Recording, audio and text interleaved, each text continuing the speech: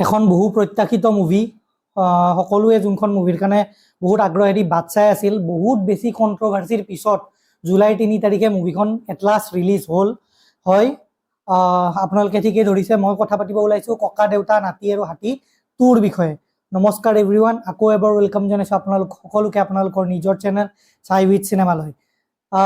ককা দেউতা নাতি আৰু হাতী 2 চালোঁ আজি। চোৱাৰ বিশেষ কাৰণটো হ'ল যাতে আপোনালোকক ৰিভিউটো দি আহি কিনে দিব পাৰোঁ, আৰু অসমীয়া চিনেমাক ছাপোৰ্ট কৰাও এটা খুব বেছি ডাঙৰ ৰিজন। আহক কথা পাতোঁ মুভিখনৰ বিষয়ে। চ' বেচিকেলি মুভিখনক লৈ কিনে যোনটো বস্তু আশা আছিল, যিমানখিনি আশা কৰিছিলোঁ, সেই আশাখিনি একচুৱেলি সম্পূৰ্ণ নহ'ল। খুবেই ডিসএপইণ্টেড মুভিখনক লৈ কিনে।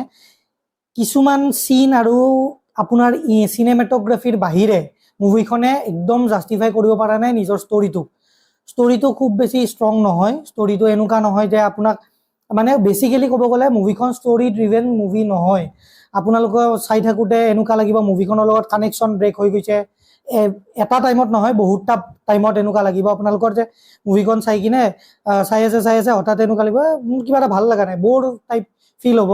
এক্টিঙৰ ফালৰ পৰা যদি ক'ব যাওঁ, অবভিয়াছলি উৎপল দাস, আমাৰ যতীন বৰা, বাকী কেইজন যোন আছে যেনে তপন দাস ছাৰ হৈ গ'ল, আদিল হুছেইন ছাৰ হৈ গ'ল, এওঁলোকৰ এক্টিঙৰ কথা আমি ক'ব নালাগে।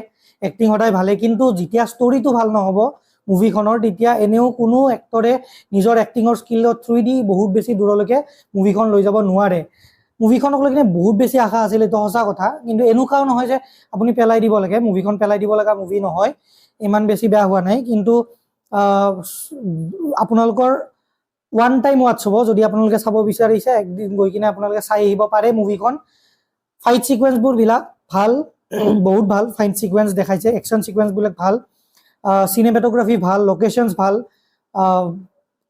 চিনেমেটোগ্ৰাফী ভাল বুলি মই বিশেষকৈ এইকাৰণে কৈছোঁ, বিকজ যেতিয়া আপোনালোকে চাই থাকিব মুভিখন, এনেকুৱা লাগিব যে বাহিৰৰ কিবা মুভি এখন চাই আছে, যেনেকুৱা লাগিব যেন অসমীয়া চিনেমাৰ বৰ্তমান স্তৰটো চিনেমেটোগ্ৰাফীৰ ফালৰ পৰা এটলিষ্ট বহুত ওপৰত। সেইটো বস্তু দেখি কিনে ভাল লাগিছে। বাকী ইমান বেছি ক'ব লগা নাই, মই বেছি মানে স্পইলাৰ নিদিওঁ, বিকজ যিহেতু অসমীয়া চিনেমা আপোনালোকে গৈ কিনে চাবও লাগিব। চালে গম পাব মুভিখন, আপোনালোকৰ ফালৰ পৰাও বুজি পাব যে কেনেকুৱা হৈছে। বহুতৰ ভাল লাগিব পাৰে। চ' এইখিনিয়ে, ইয়াতকৈ বেছি আৰু দীঘল নকৰোঁ ভিডিঅ'টো। আমাৰ ভিডিঅ'বোৰ আপোনালোকে খুব মৰম দিছে, তাৰ কাৰণে বহুত বহুত ধন্যবাদ। 1000টা ছাবস্ক্ৰাইবাৰ হ'ব আৰু বেছি নালাগে, কাইণ্ডলি এইখিনি কমপ্লিট কৰি দিব বুলি আশা কৰিলোঁ। যদি কিবা আমাৰ ভুল ভ্ৰান্তি হৈছে আৰু আমাক শিকাব বিচাৰিছে, তেনেহ'লে নিশ্চয় আপোনালোকে কমেণ্ট ছেকশ্যনত কমেণ্ট কৰি জনাব পাৰে। আজিলৈ আহিছোঁ, গুড বাই।